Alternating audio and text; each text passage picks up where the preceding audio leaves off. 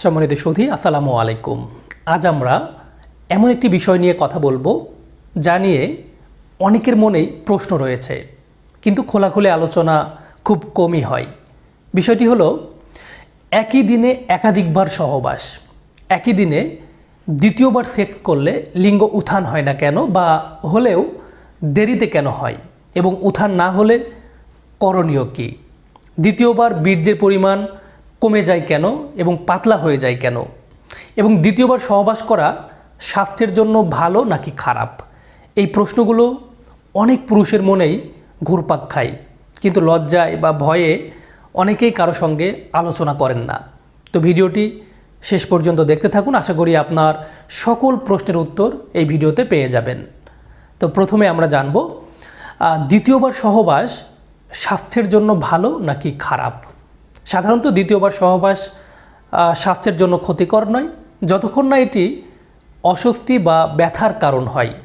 বরং কিছু ক্ষেত্রে এটি মানসিক তৃপ্তি এবং দম্পতির মধ্যে একটা ঘনিষ্ঠতা বাড়াতে সাহায্য করতে পারে।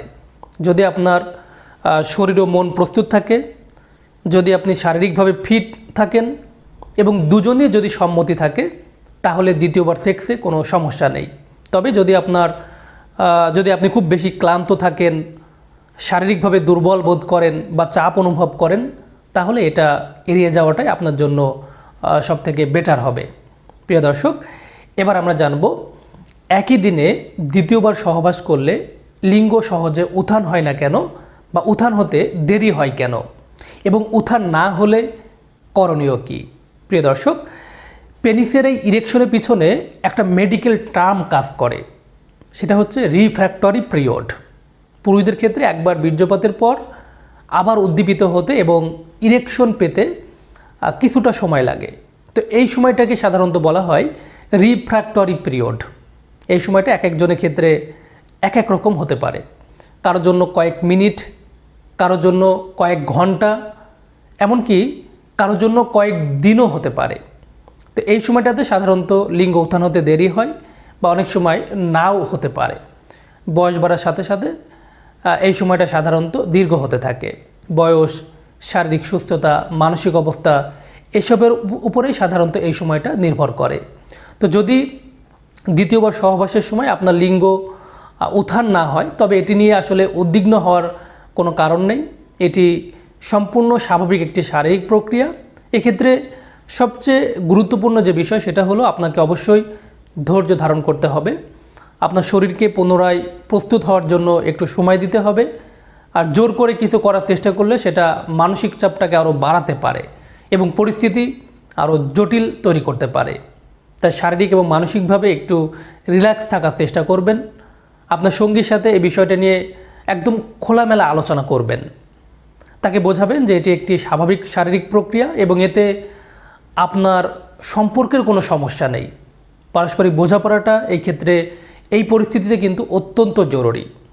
আর একবার বীর্যপাতের পর চেষ্টা করবেন পুষ্টিকর খাবার গ্রহণ করার, বিশেষ করে ডিম, দুধ, মধু, খেজুর, গরুর মাংস, কলিজা, এই জাতীয় যে খাবারগুলো আছে পুষ্টিকর, এগুলো আপনার এনার্জি বাড়াতে সাহায্য করবে। এবং প্রথমবার সহবাসের পর যদি সম্ভব হয় একবার ফ্রেশ একটা ঘুম দিয়ে তারপর দ্বিতীয়বার আবার ট্রাই করবেন। মনে রাখবেন, একই দিনে একাধিকবার সহবাস না করতে পারলে এটাকে সিরিয়াসভাবে নেওয়ার কোনো প্রয়োজন নেই। প্রতিদিন একবার করেও যদি আপনি আপনার পার্টনারের সাথে পারফেক্টলি সহবাস করতে পারেন, তাহলে আই থিঙ্ক দ্যাটস এনাফ। দ্বিতীয়বার সহবাসে লিঙ্গ শক্ত না হলেও এটাকে আসলে রোগ হিসেবে আখ্যায়িত করা যাবে না। তবে আপনি চাইলে আরও বেটার ইমপ্রুভমেন্টের জন্য অবশ্যই একজন চিকিৎসকের পরামর্শ গ্রহণ করতে পারেন। প্রিয় দর্শক, এবার আমরা জানব দ্বিতীয়বার বীর্যের পরিমাণ কমে যায় কেন বা পাতলা হয়ে যায় কেন। প্রথমবারেই সাধারণত বেশিরভাগ বীর্য নির্গত হয়ে যায়।